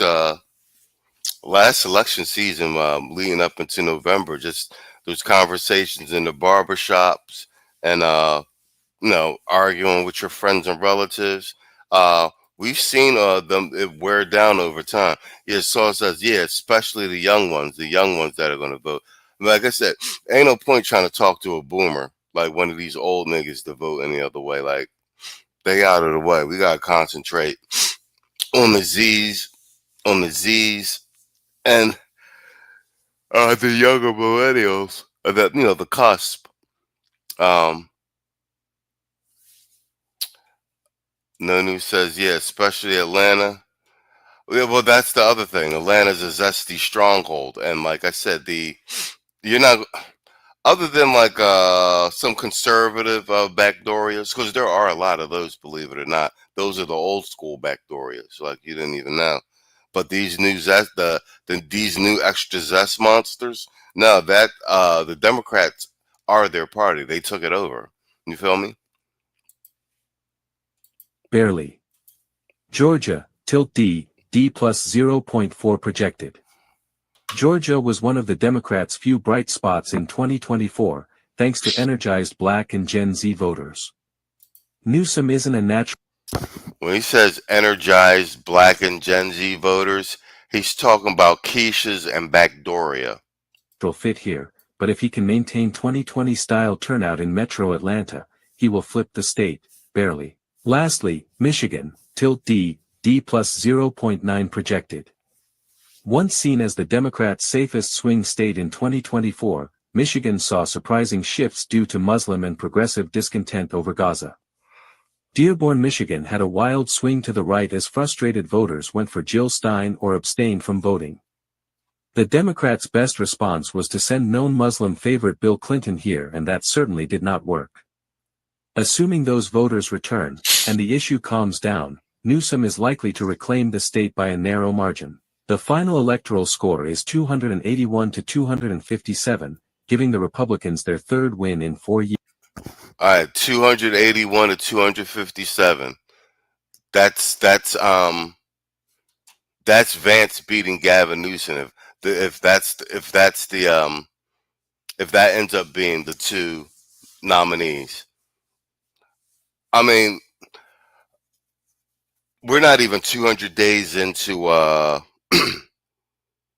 into Trump's presidency, and Vance is already the presumptive nominee for 2028. Like, that's when, I mean, we over on the channel called it for Vance, like with no outside, influence or anything like that. I just came to that conclusion because we covered a lot of Vance once he was selected as Trump's running mate, and we watched him in the press. We watched him handle the press, and I think it was myself and Saul, and I just remember saying on the air, like, man, this guy could definitely be the next president, just because he was a beast. And like I said, you can almost judge. I'm of the firm opinion. I believe I made this argument publicly. Vance appeared to have come out of nowhere, but he did not. Him and Vivek were like best friends. They went to university together. He knows Vivek's wife. They were all classmates. But Don Jr. Vet is very good friends with Vance. They went, and he vetted him for his father. And Vance got picked because Don picked him. Almost on some Jersey Sopranos type thing, like, you know what I mean? Trump was like, hey, yo, Donnie, take this guy hunting. Tell me what you think. Take this guy hunting. That type thing. And when, like I said, as soon as Vance was in there, I don't know if you guys noticed, toward the tail end of the campaign, Trump sat in Mar-a-Lago. He stopped doing press. He stopped doing everything. And he just sent Vance out to do everything. So that last leg of the election, Vance won that for Trump. Trump was able to do what he needed to do. And Trump had no more press gaffes because he sent Vance, and he sent Byron Donalds to smack everybody up. Do you know what I mean? And I called it then. I said, oh, this guy would be a great president. He's young. And if he gets to watch Donald work for 4 years. So here we are, post-election. And that's all I've heard on the Republican side. Even the Democrats already know it's going to be Vance. Because he's a problem. He's a fucking problem. Detroit 313 with the $5 super chat. He says, majority of Arabs are in Dearborn. And the middle of Detroit call Hamtramck. They already took over the black neighborhoods. Facts. And where's this other place where Is that Minnesota too? Wherever Ilhan Omar is, her and where's this other place where it's the Somalis have taken over? They've elected their own people, like and everything. Um, and listen, I'm gonna say this, bro. Especially for the American blacks, man, y'all gotta stop get allow getting these allowing these non-FBAs to be elected to office and be making policy and resource decisions over you. Do you understand what I'm saying? Listen, man. I'm just going to say the quiet part out loud. A lot of these people come from countries where they're building tribalism and caste systems of their own, in their own regard. Do you understand what I'm saying? You keep electing these people over, you're going to have nothing. You understand what I'm saying? They'll do you worse. They'll do you worse than the white people that you be electing over you. At least the white people, it's the American style racism, bro. You know what I'm talking about. And that's why y'all taking L's now. You know what I'm talking about. Every Vance is a pit bull. The campaign trail was practiced, and Zelensky was his test. Since then, him and his political booth have been on a mission. Yeah. What you call it? Yeah, him checking Zelensky in the Oval Office. That wasn't scripted, and it was a show of power. Like I said, bro, we got a hell of a bench, bro. Years. Vance wins a smaller majority than Trump did, but he continued the growth Trump started with working-class Latino voters. Thanks for watching my first prediction video, and there will be more to come as we receive additional info on what to expect in the coming election cycle. All right, bet that I'm gonna put. I'll have the source videos in the description box. I'll update this with the thumbnail and whatnot after this.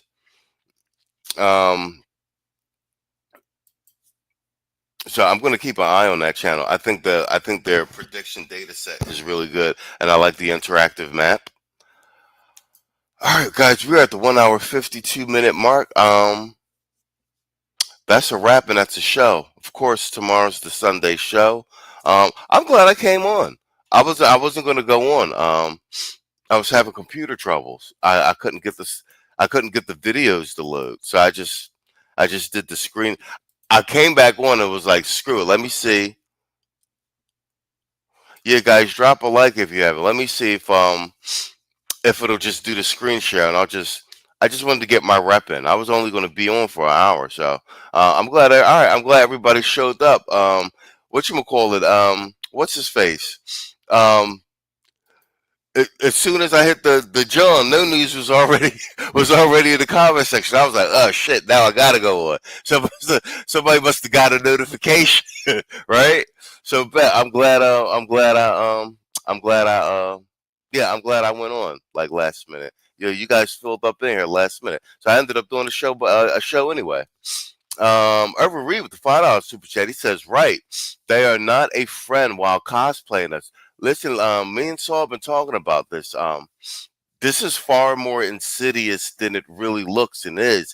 And the essence thing and listen, man, I'm gonna tell you, you know how, bro, of all of the things that we've debunked about Democratic talking points, et cetera, et cetera, et cetera, we can't get Keisha to move on nothing. Keisha is 10 toes down against this. In general, you got the Hotep Keishas pushing back, but it's a Keisha talking about the boycott these African stores and these African goods. I don't know what that is. The Keishas is about that, and what I'm saying is, that it's really a thing. Like if the Keishas even get up and move off of that, there is something insidious going on, bro. And I'm telling you, how do you think you even got all these immigrant policies where the resources are going to the immigrants and not American blacks? And you got black faces arguing for that. And if you check these people's background, they're non-FBAs. Goofies. Get your hand out my pocket and don't be eyeballing my political boo thing. LOL. And Detroit 313. That's why I'm not scared. Exactly. That's why I'm not scared to vote Republican. I had old SSA Negro telling me I sounded like Trump because economic policy reasons, bro. These old SSA Negroes, they gotta go, bro. They in the way, like they. And here's the thing: they're so old. They got their benefits. That it's that boomer shit, bro. They got theirs. They don't care about what's going on now. They on their way out, and they still handing out bad information. These old boomer niggas gotta go, bro. They in the fucking way. I was having this conversation with Saul yesterday. Say what you want to say.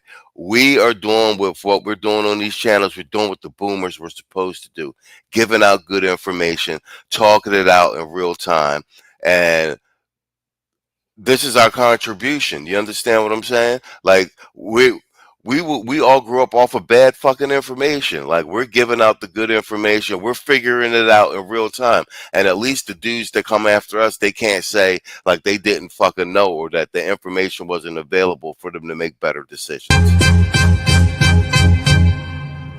Man, fuck all you hoes. Fuck you and your mammy and your granny too.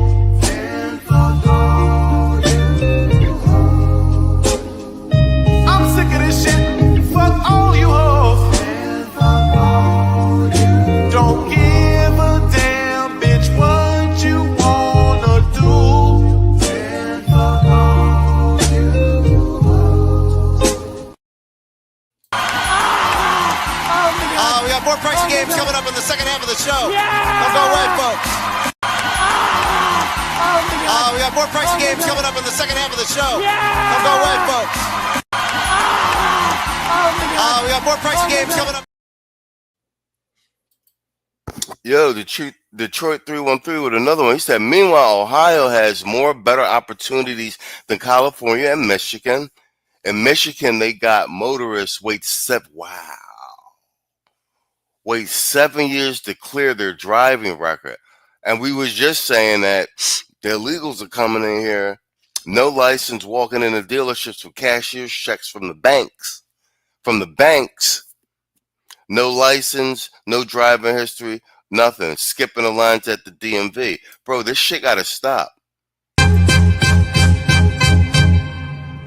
Man, fuck all you hoes.